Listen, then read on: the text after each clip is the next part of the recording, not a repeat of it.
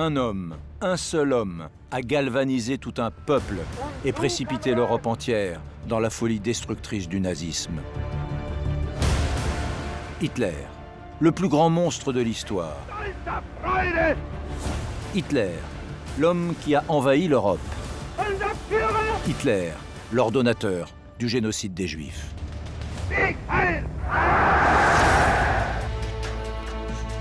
Adolf Hitler, peu de noms dans l'histoire suscitent un tel sentiment d'horreur absolue, de haine. Le Führer est responsable de plus de 50 millions de morts et de l'enfer concentrationnaire. Un traumatisme qui a marqué des générations. Et pourtant, on le sait moins, celui qui deviendra le leader national-socialiste était un jeune homme qui s'imaginait même un destin d'artiste. Il a effectivement un bon coup de crayon. Le jeune Adolf Hitler, enfant solitaire, banal et médiocre, peint, il dessine et très rapidement, il se croit même doué d'un talent particulier et se pense génial. Rien ne peut arrêter une personnalité mégalomane puisqu'il se prend pour un dieu. Mais en une journée, l'histoire de ce garçon va basculer. Ce jour particulier va révéler l'imposture d'Hitler, de ce jeune homme qui se pensait exceptionnel. Ce qui est évident, c'est que la mythologie de l'artiste l'habite. Et l'art va être pour lui une quête toute sa vie. Le 9 octobre 1908, son destin va être contrarié. Adolf Hitler est recalé à l'Académie des Beaux-Arts de Vienne. Hitler n'a qu'un talent, le talent de la haine. Le talent de la peinture, il ne l'a jamais eu. Ce jour-là, Hitler réalise qu'il n'est pas celui qu'il rêve d'être. Le dictateur gardera pour toujours une immense frustration née de cet échec.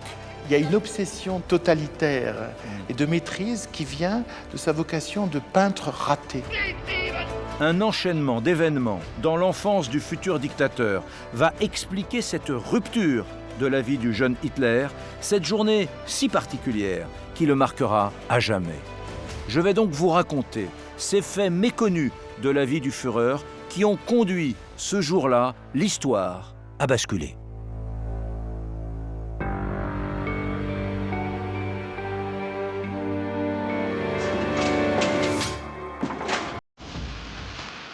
Das nicht-deutschen Soldatentum.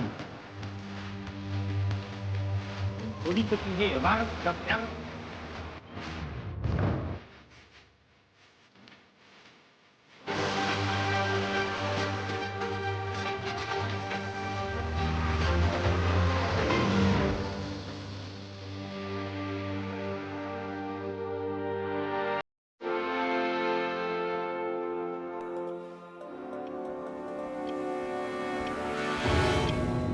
Le 9 octobre 1908 est un jour bien particulier.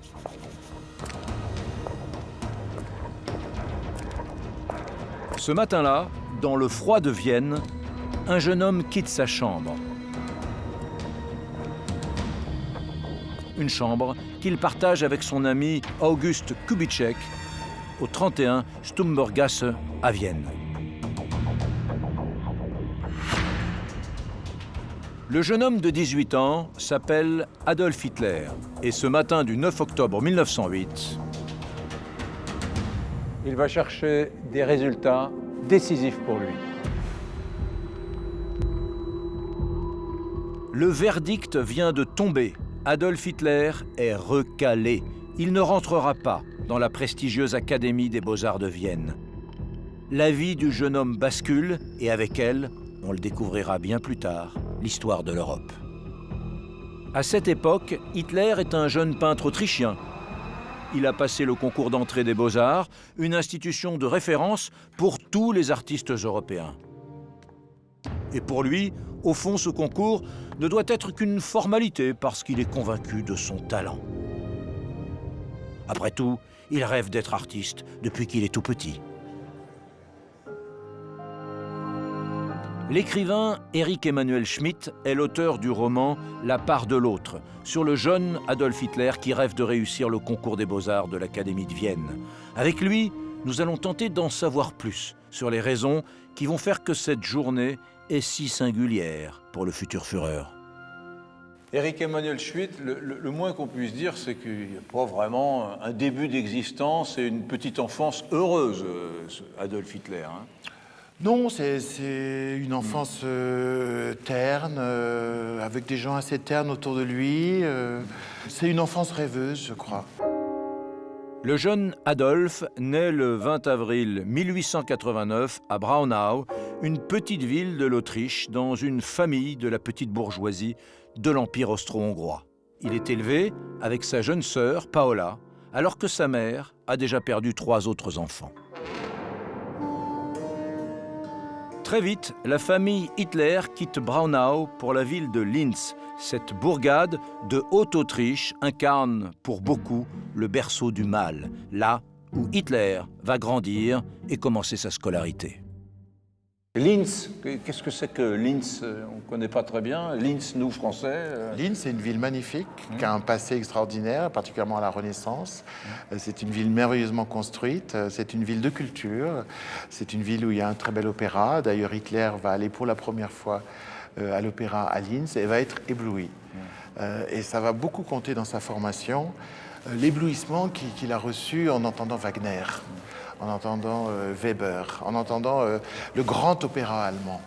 Je crois que le début de sa mythologie, de l'Allemagne pure, etc., naît à l'opéra. Je sais qu'une œuvre a beaucoup compté et l'a marqué, c'est Rienzi de Wagner, qui est l'histoire d'un homme qui prend le pouvoir et qui fascine le peuple.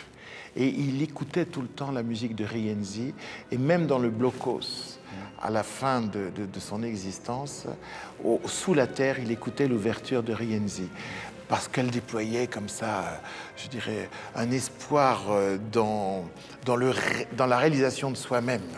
L'idée de l'héroïsme individuel, il était complètement ancré là-dessus.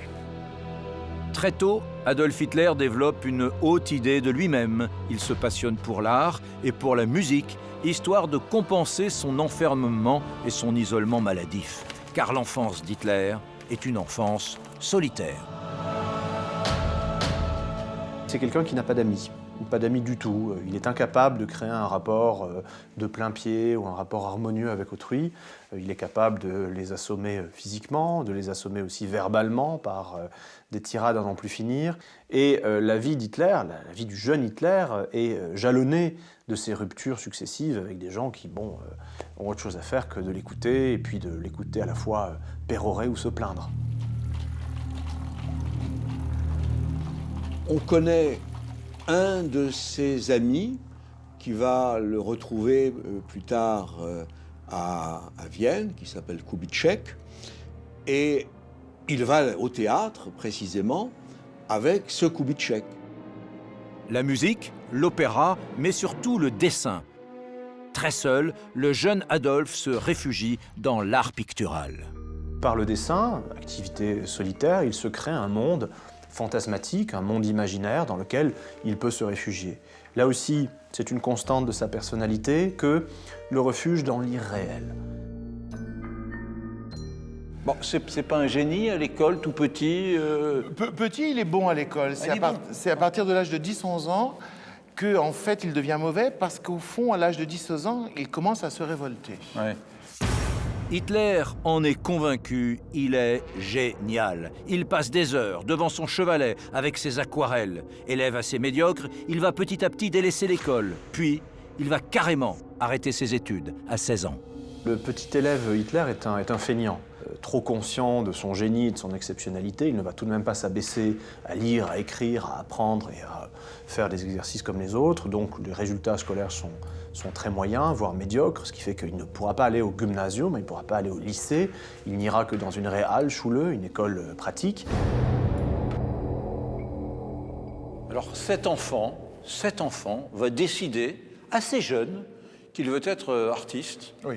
Dessinateur. Scandale. Ouais, scandale. Scandale dans sa famille parce que son père le veut fonctionnaire. Et c'est là que Hitler commence à devenir mauvais en classe, parce qu'il ne veut pas faire plaisir à son père. Et en fait, je pense qu'une des clés de la personnalité d'Hitler, c'est de se poser et de s'opposer. Il s'oppose à son père en refusant ce que veut son père, et il prend la pose de l'artiste. Oui, parce que ça n'est qu'une posture. C'est une On posture. ne peut pas dire, à 8 ans, il fait des dessins éblouissants, à 11 ans, il a un chevalet, il peint, c'est très... On dit qu'il est correctement doué, mais il ne travaille absolument pas. Il ne travaille absolument pas. C'est la posture. Et il est toujours très, très, très content de ce qu'il fait. Ses couleurs sont bizarres et maladroites, et il pense qu'il a du génie. Ce qu'il ne réussit pas, il croit qu'il le stylise. Convaincu de son indiscutable talent et soutenu par Clara, sa mère, Hitler tient tête à son père dans des affrontements parfois homériques. Il en est sûr, un jour, il deviendra un grand artiste. Hitler, c'est un homme qui s'est opposé à son père et qui s'est vu à travers les yeux de sa mère toute son existence. À l'origine donc, rien dans son histoire familiale ne prédispose le jeune Adolf Hitler à devenir peintre. Il grandit dans un cadre rigoriste, pas très joyeux et plutôt classique pour l'époque. Dans sa famille, cependant, un homme va jouer un rôle particulier. Un homme qui se mettra en travers de la route d'Adolf Hitler. Cet homme, c'est son père, Alois Hitler.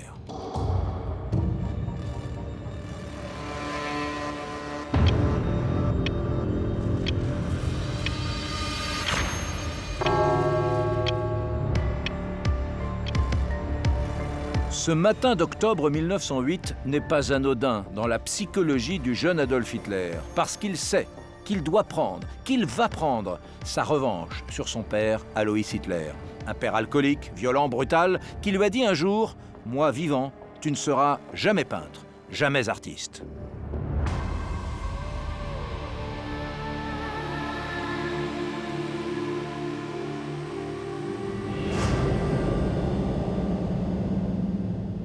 Son père, Alois, est un fonctionnaire des douanes austro-hongroises.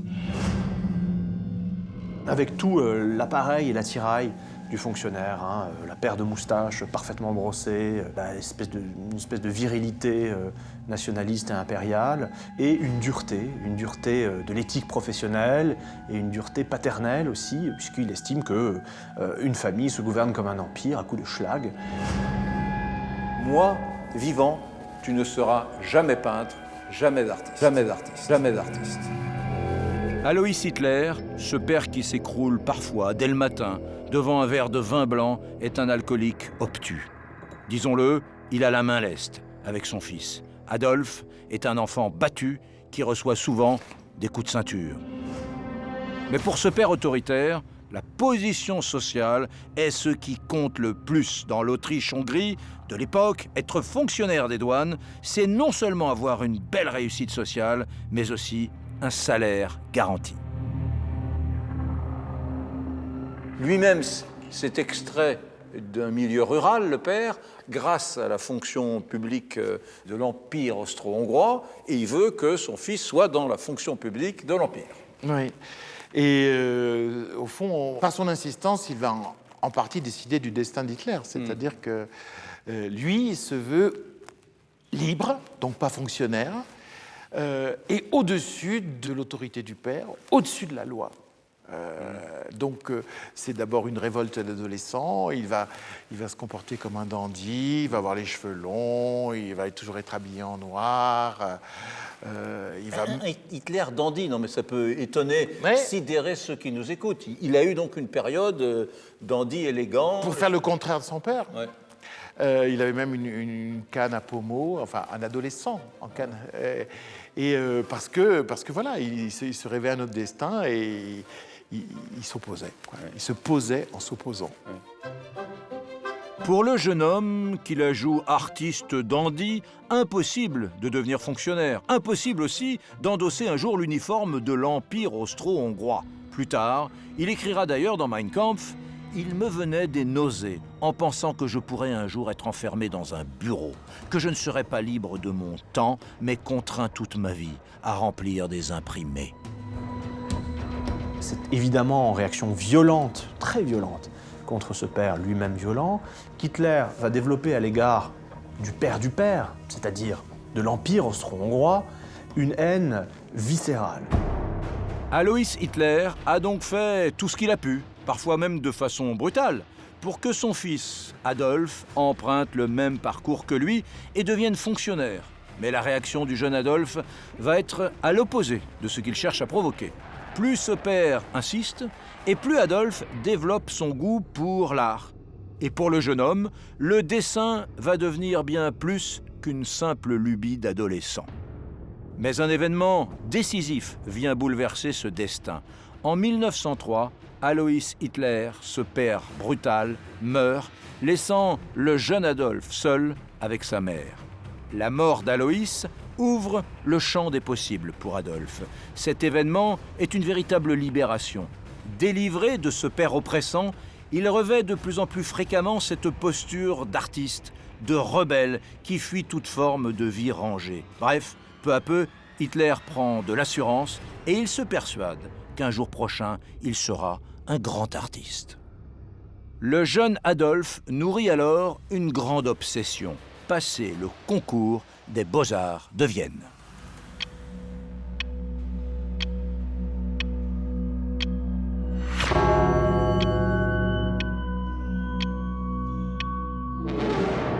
Le jour tant attendu, c'est le 9 octobre 1908. L'enjeu de cette journée est énorme pour Adolf Hitler, car il a promis à sa mère de réussir le concours des Beaux-Arts de Vienne.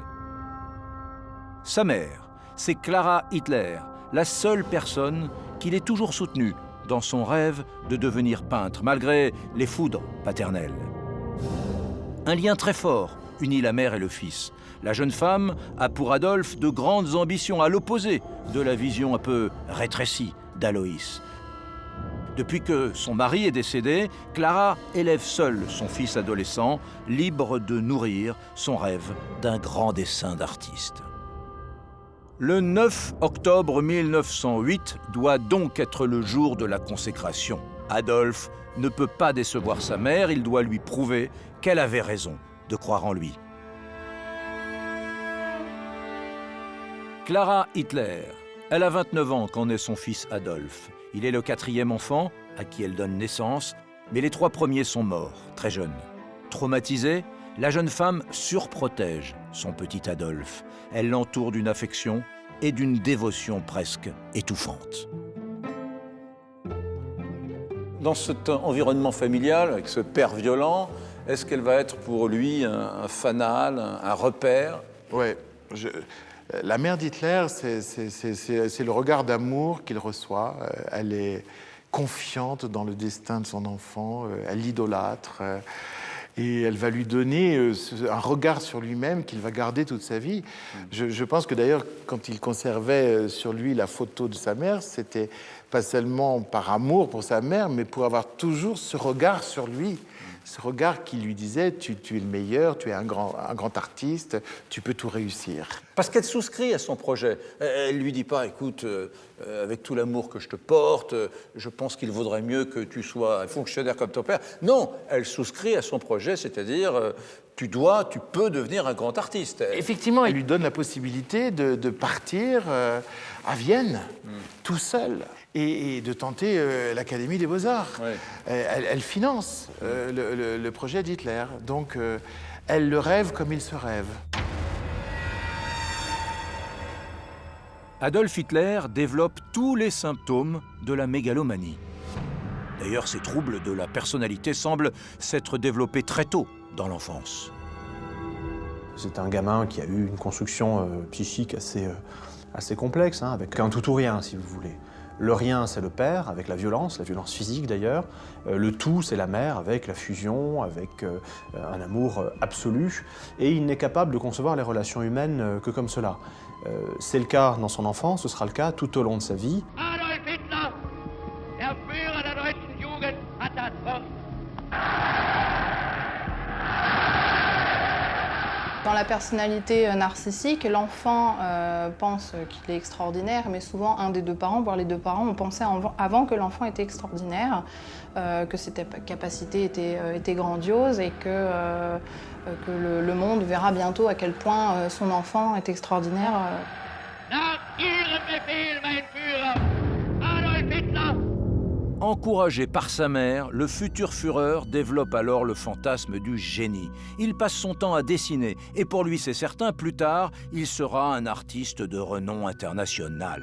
Plus dure sera la chute. Cette certitude aveugle explique que sa vie va basculer lorsqu'il échouera au concours des Beaux-Arts de Vienne en octobre 1908.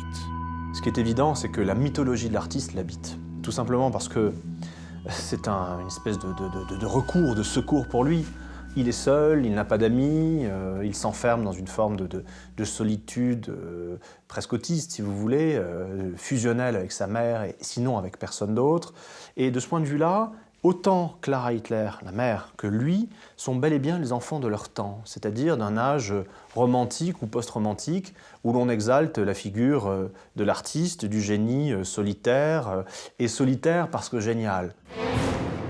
La mère d'Hitler, en l'aimant de façon démesurée et en le couvant trop, l'entretient dans ce sentiment de la toute-puissance. Une mère qui est trop aimante et surprotectrice peut donner à l'enfant l'impression qu'il est l'enfant roi. Justement, c'est là qu'on retrouve la personnalité narcissique. S'il est roi, il n'a pas de règles, il est les règles. Mais attention, il y a toujours une structure narcissique sous-jacente qui était déjà présente chez l'individu. Donc une mère surprotectrice, oui, est un déclencheur, mais pas uniquement. En psychologie, tout est plurifactoriel.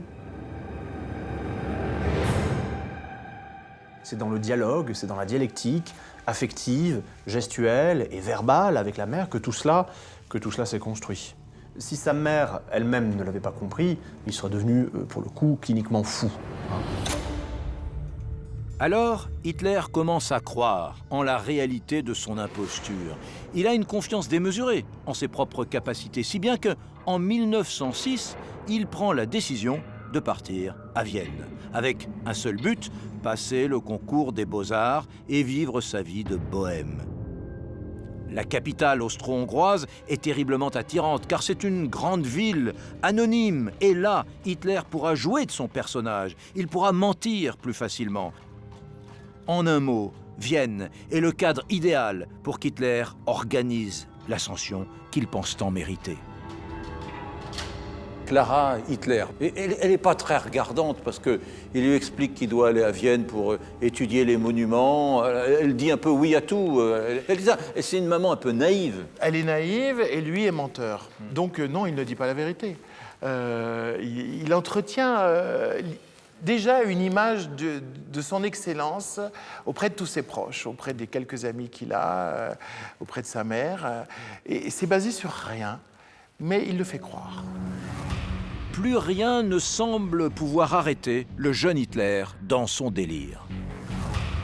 Dans la personnalité mégalomane, la personne, l'individu, se ment à elle-même et aux autres. Mais elle ment aux autres puisqu'elle se ment d'abord à elle-même. Elle se voit comme une personne extraordinaire, hors du commun. Les personnalités mégalomanes pensent que ce sont des dieux. Lorsqu'il prend la route pour Vienne en 1906, Hitler est loin de s'imaginer qu'il devra affronter une réalité cruelle. Il a à peine 18 ans et il se sent tellement supérieur que pour lui, le concours des Beaux-Arts n'est qu'une formalité. C'est une des raisons pour lesquelles, d'ailleurs, Hitler sera si traumatisé par cet échec.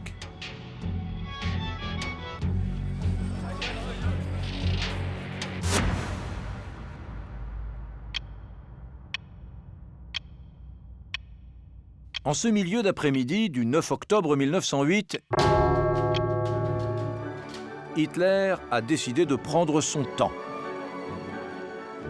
Alors il flâne, il musarde.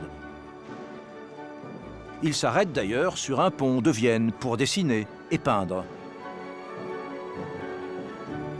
Il faut dire que, depuis la mort de son père, 5 ans auparavant, Hitler vit pleinement et librement sa vie de bohème. Il s'installe à Vienne, devenue en ce début de XXe siècle la capitale européenne des arts. Cette jeunesse insouciante, cette vie d'artiste qu'il mène va marquer le jeune Adolf Hitler à tout jamais.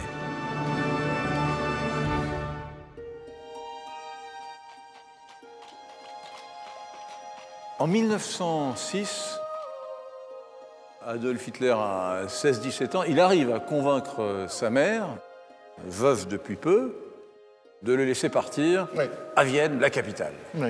Il arrête l'école et prétend rentrer dans une autre école. Il croit sincèrement d'ailleurs qu'il va y rentrer parce qu'il est totalement confiant dans ses dons de dessinateur. Le départ vers Vienne, c'est d'abord une réponse à un appel, à une vocation, au sens littéral du terme, un appel à vivre une vie d'artiste qui est avant tout pour lui une vie de bohème. En l'occurrence, il va passer son temps à se prélasser. Grâce au décès de son père, il jouit d'un petit pécule, sous forme d'héritage, qu'il va tout simplement manger en petit bourgeois parasite qui ne fait rien de ses journées, sinon griffonner, aller à l'opéra, visiter des monuments et des musées. C'est la vie qu'il mène à Linz, c'est la vie qu'il mène ensuite à Vienne. Mais véritablement, c'est moins un projet professionnel, concret, que le choix d'une forme de vie. Lorsqu'il rejoint Vienne, adolescent, Hitler pense aller vers son destin. Il compte bien faire la démonstration devant le monde entier de l'artiste majeur qu'il est.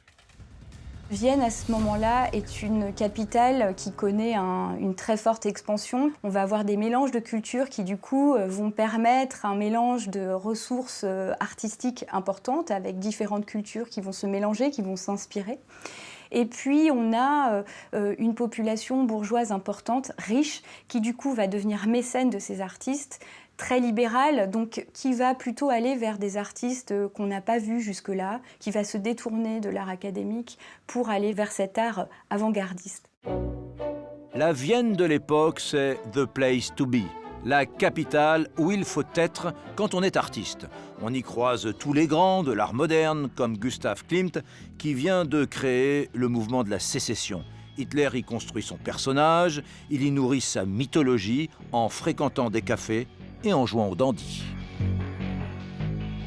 Hitler fréquentait les cafés, oui, mais pas les mêmes cafés que ceux de ses artistes. Que ce soit le café central, le café Grünsteidl, etc., il ne les fréquente pas. Donc, il n'a pas d'occasion de rencontrer ces grands artistes. Hitler n'est absolument pas au courant de ce qui se passe artistiquement à l'époque. Vienne, avant la Première Guerre mondiale, c'est l'époque de la sécession, ce mouvement artistique d'art nouveau, très, très novateur, auquel il est totalement étranger. Pour l'artiste Hitler, pas de transgression esthétique. La peinture doit être celle des paysages de cartes postales. Il ne faut surtout pas s'émanciper des codes classiques dictés par l'académisme. Ce qu'il a essentiellement fait, ce sont des aquarelles. Ce sont des sujets qui sont extrêmement académiques et peu recherchés. On va avoir des natures mortes, on va avoir quelques architectures, une vision très classique, très ennuyeuse, en fait, de ce que devrait être l'art. Pour parler clair, Adolf Hitler est dans le déni total de ce qu'est l'art de son époque. Il croit que lui seul est un véritable artiste, et d'ailleurs pour lui, les autres sont forcément des imposteurs. Contrairement à la peinture en vogue à l'époque, le trait d'Hitler est très simpliste, le jeune homme se contente de reproductions, il choisit toujours des motifs simples, des fleurs, des ponts, car Hitler n'a pas d'univers propre. Et ce qui est aussi très frappant, c'est qu'il n'y a pas de personnages, il n'y a pas d'êtres humains. C'est quand même très très intriguant, cette absence totale d'humanité dans ses productions artistiques. Ce qui tranche vraiment avec ce que l'on voit à Vienne à cette époque-là, qui est quand même la grande ville de la psychanalyse avec Freud, où on va s'attacher effectivement à une interprétation artistique de l'intériorité, de l'individu, où on va avoir beaucoup de figures humaines, des portraits, des corps dénudés, des choses vivantes. Et du coup, on peut très bien imaginer qu'il ignore sciemment ce qui est en train de se passer à ce moment-là en art, en psychanalyse et en fait dans la modernité viennoise.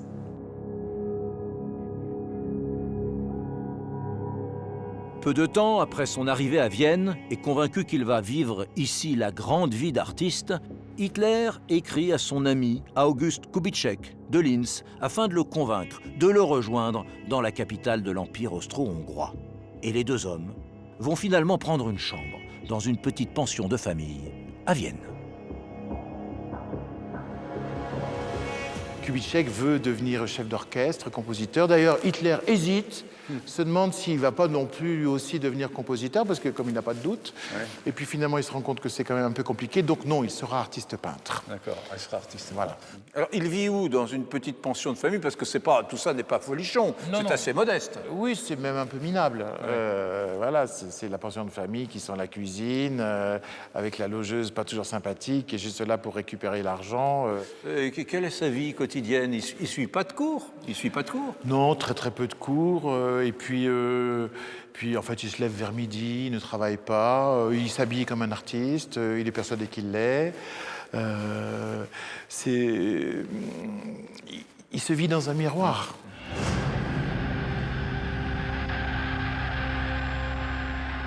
Il acquiert d'ailleurs déjà des habitudes dont il ne se défera pas une fois qu'il sera devenu le maître du Reich. Et jusqu'au bout, on verra que c'est quelqu'un qui multiplie les grasses matinées, les séances de projection de films cinématographiques dans son cinéma personnel, et qui n'accorde absolument aucune importance au travail concret. C'est donc dans un dilettantisme total qu'Hitler se présente au concours des Beaux-Arts de Vienne en 1907 pour la première fois. Alors que ses camarades ont préparé le concours, lui arrive, confiant, les mains dans les poches. Il a glissé dans sa besace quelques-unes de ses aquarelles, comme le demande le règlement du concours. Mais surprise, ça ne fonctionne pas. Son travail est jugé insuffisant. Hitler est recalé. Il n'analyse pas son échec. C'est-à-dire, il ne comprend pas ce qui est bon ou ce qui n'est pas bon dans son travail. Il ne se met pas au travail véritablement après ce premier échec. Il attend le deuxième concours comme la possibilité de réussir, parce que de toute façon, il doit réussir. Donc il est ce genre d'étudiant, au fond, extrêmement paresseux. Adolf Hitler ne comprend pas son échec. Ce sont forcément les autres qui ont tort et qui n'ont pas su voir l'immensité de son talent. Alors, il se convainc que ce premier concours n'était qu'un coup d'essai, qu'il se représentera l'année suivante et que cette fois, vous verrez, ça passera. La personnalité mégalomane ne connaît pas l'échec, puisqu'en fait, elle ne le reconnaît pas. Si elle échoue, c'est forcément une erreur de parcours, quelque chose qui s'est mal passé, qui n'est pas dû à elle, mais aux autres. Et rien ne peut arrêter une personnalité mégalomane, puisque c'est une psychose, c'est un délire, et il se prend pour un dieu. C'est un tournant dans l'histoire d'Adolf Hitler. Le futur dictateur a honte d'avoir été recalé. Il ne veut pas voir la réalité. Il reste persuadé que son destin l'attend et qu'il deviendra quand même un grand peintre. Alors, le 9 octobre 1908, Hitler se présente à nouveau confiant devant un jury de professionnels de la peinture qui doit juger une fois encore la qualité de ses travaux. Une année s'écoule, et donc il y a la possibilité de présenter le concours des Beaux-Arts une deuxième fois. On a droit à 2 fois, donc il se représente une deuxième fois. Mais dites-vous, sans avoir bossé, sans avoir travaillé? Non.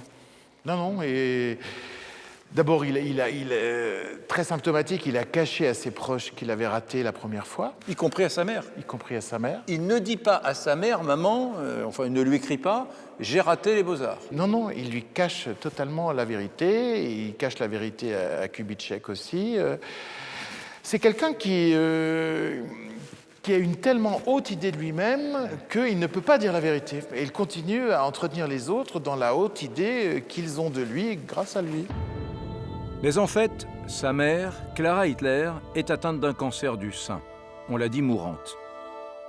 Hitler fait plusieurs allers-retours à son chevet, parcourant à la hâte le trajet qui sépare Linz de Vienne. Il l'entoure de ses soins comme il peut. Mais le 21 décembre 1907, Clara Hitler meurt, Adolf est terrassé. Le décès de sa mère est pour lui un choc terrible. Il y a à ce sujet un point qui peut être précisé, c'est que le médecin qui a suivi sa mère était un médecin juif. Il a dit par la suite qu'il n'avait jamais vu de fils atteint par la mort de sa mère comme l'avait été Adolf Hitler. La douleur est insupportable pour le jeune homme. Clara Hitler meurt à quelques mois de la consécration que mère et fils attendaient. Elle qui avait tant rêvé de voir son fils chéri devenir un grand peintre. Mais après tout, elle s'éteint en pensant qu'Hitler, son fils, était sur le point d'entrer dans la prestigieuse académie. Désormais, Adolf Hitler n'a plus le choix. Maintenant que sa mère est morte, il doit respecter sa promesse, il doit devenir un grand artiste. C'est devenu son unique but, il sera artiste ou ne sera pas. Alors, pour respecter l'ultime souhait de Clara, sa mère, ce 9 octobre 1908, Adolf Hitler se présente pour une deuxième et dernière fois aux Beaux-Arts de Vienne. Mais une fois encore, Adolf Hitler est tellement sûr de son talent, de son génie, qu'il ne prépare rien du tout. En fin d'après-midi, les résultats tombent. Hitler apprend qu'il est recalé. Pour le jeune homme, c'est un cataclysme. Ses projets s'effondrent littéralement. Son histoire bascule, l'histoire bascule. C'est à ce moment-là que débute pour Hitler une vie d'errance dans Vienne. Lui, qui se croit un génie visionnaire, commence à fréquenter des cafés réactionnaires. Il commence à nourrir des idées antisémites. Et pour gagner 3 sous, Hitler va essayer de vendre quelques aquarelles sans grand succès. Son rêve, devenir artiste peintre, s'efface peu à peu. À partir de ce moment-là, plus rien ne sera comme avant pour Adolf Hitler. Et donc, ce 9 octobre 1908, un chapitre très important de la vie d'Adolf Hitler va se refermer définitivement. Écoutez bien, très malhabile, composition confuse, ignorance des techniques, imagination conventionnelle, les raisons de son refus sont claires. Le travail d'Hitler est jugé insuffisant et surtout médiocre par les professeurs. Le futur Führer voit enfin la réalité en face. Il y a un terme en allemand, ungenügend, ce qui veut dire insuffisant. Les membres du jury le trouvent insuffisant. Point à la ligne. Ungenügend, ungenügend, ungenügend.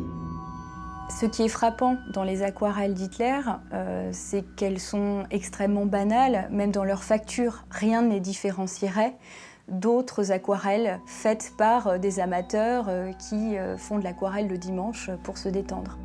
Le jury est sans appel. C'est terminé pour Adolf Hitler, il n'aura pas de 3e chance.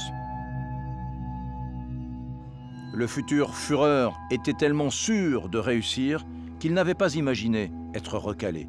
Plus tard, il confiera dans Mein Kampf « J'étais si persuadé du succès que l'annonce de mon échec me frappa comme un coup de foudre dans un ciel clair. » L'interprétation qu'il en fait est très très révélatrice.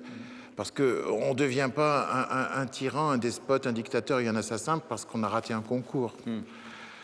Mais lui va avoir une interprétation délirante de son échec. D'abord, il va aller protester, il va demander des explications.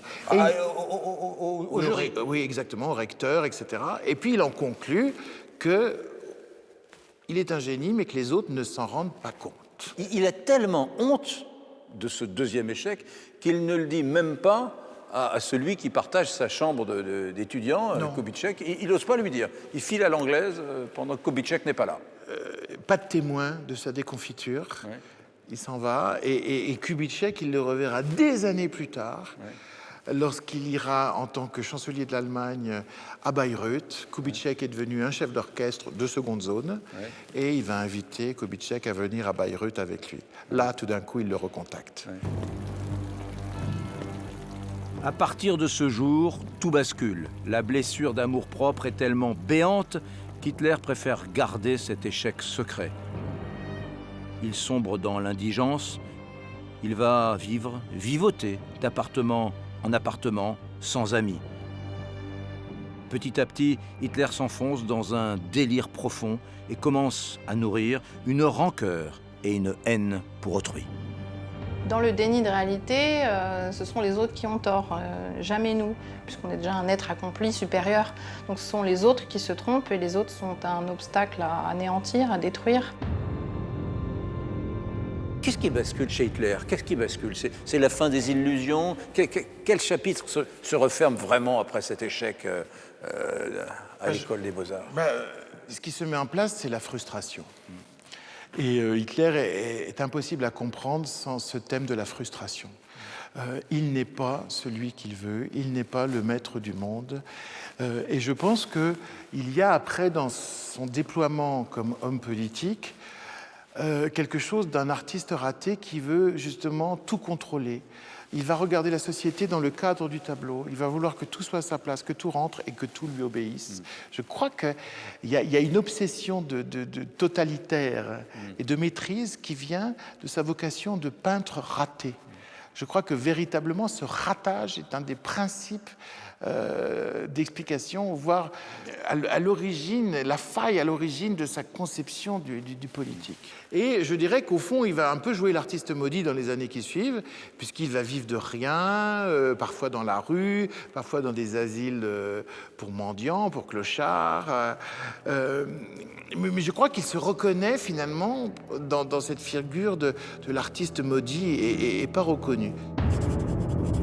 Pendant quelques années, Hitler joue l'artiste rejeté. Il trouve refuge dans des foyers pour sans-abri, il vit de la charité et peint quelques cartes postales de Vienne à ses heures perdues. Mais là encore, ça ne fonctionne pas comme il le souhaite. Il peine à gagner quelques sous grâce à la vente de ses œuvres. Autant jusqu'ici, les échecs accumulés étaient autant de confirmations de son génie, autant là, ça commence à faire beaucoup. Pour la première fois de son existence, Hitler doute.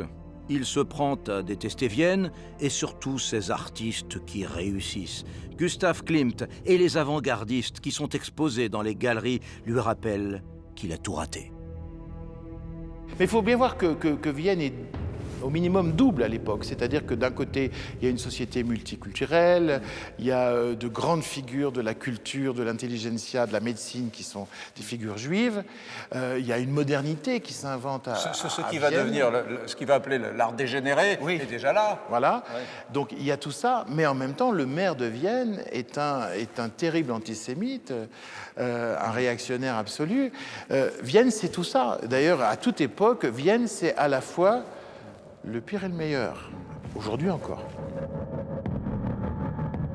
Hitler comprend que son destin bascule, il comprend qu'il ne sera pas ce peintre génial. Alors, il commence à s'entourer de gens aux idées réactionnaires et antisémites.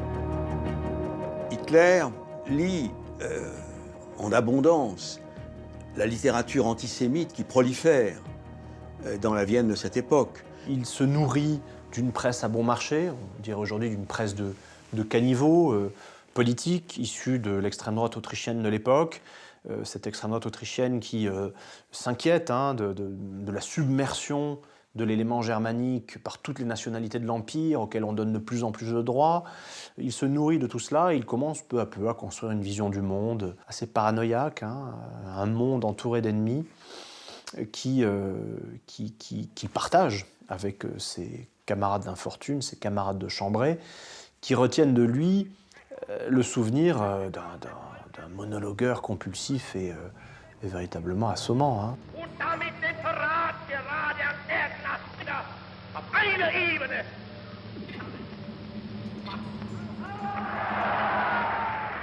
Il est brillant quand il exprime sa frustration. En gros, quand il est en colère, rhétoriquement. D'ailleurs, il n'est pas très bon pour clamer sa joie, son bonheur, etc. Mais quand il est là pour parler de la colère, de la détestation, de la haine, dialectiquement, là, il est bon. Hitler n'a qu'un talent, le talent de la haine. Le talent de la peinture, il ne l'a jamais eu. Le talent de la rhétorique, il ne l'a pas non plus. Effectivement, quand il faut être gentil ou parler de choses indifférentes, il bafoue, il ne fascine personne. Mais une fois qu'il est habité par la rancœur, par la frustration, par la haine, il devient un orateur brillant. Il a le génie de la haine. Donc, Adolf Hitler poursuit une vie d'errance qui va durer plusieurs années, pendant lesquelles il alimentera sa rancœur. Car il en est convaincu, s'il en est arrivé là, ça n'est pas de sa faute, mais celle de l'Académie des Beaux-Arts qui l'a refusé, qui n'a pas compris son talent.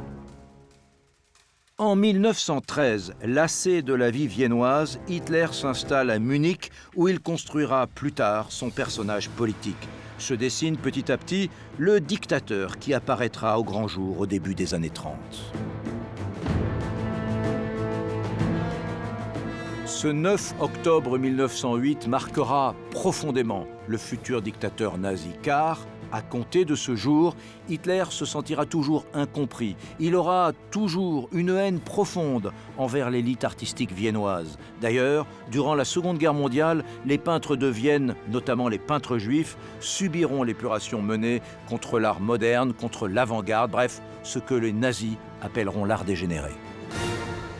Dégénéré au sens d'une race en perdition, c'est-à-dire ce qui ne doit pas être, ce qui donne un mauvais exemple. Hitler va brûler toute la production artistique, culturelle, qui ne fait pas l'éloge de sa vision du monde germanique et nazi. Il organise, par exemple, de grands autodafés, des livres de Zola ou de Freud. Autant on peut se permettre avec des livres de brûler, de faire des cérémonies à bon compte, autant pour les œuvres d'art, les nazis savent compter, si vous voulez, hein. Ce sont des voleurs, ce sont des gens qui ont besoin d'argent, ce sont des prédateurs, ils savent compter. Donc on brûle quelques tableaux pour la galerie, si vous voulez, c'est le cas de le dire, mais on garde aussi un contingent très important d'œuvres d'art dites dégénérées pour les vendre sur un marché parallèle. Et ça, cette vente-là, ça fait des devises, évidemment, pour le Reich qui en a très très grandement besoin. Bien sûr, Adolf Hitler ne sera jamais le grand artiste qu'il s'était rêvé d'être. Mais il va penser la politique comme un art, comme une œuvre au milieu de laquelle il se voit, lui, élément central, homme exceptionnel, démiurge doué d'un destin hors du commun. Un fantasme d'adolescent un peu mièvre, un rêve un peu naïf, ou plutôt un cauchemar.